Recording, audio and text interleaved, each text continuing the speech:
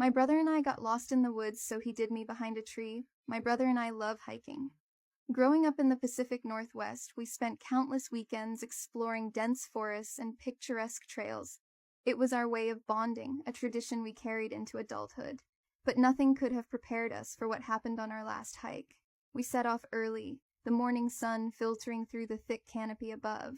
The trail was one we hadn't explored before, supposedly leading to a stunning, hidden waterfall.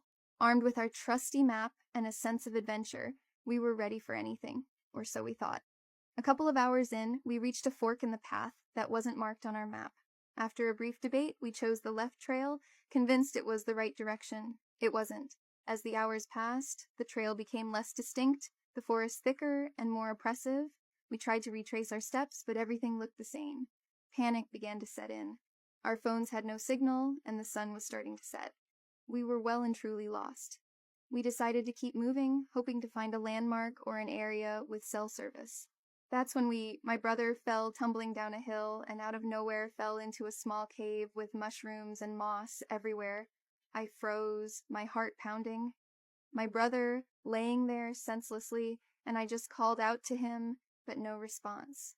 After what felt like an eternity, he called out my name and said, "A little help, please." I quickly grabbed him out.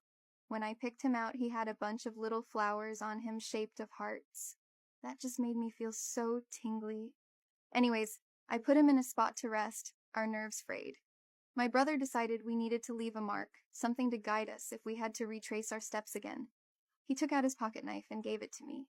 I walked over to a nearby tree. With swift, deliberate movements, I carved a large X into the bark.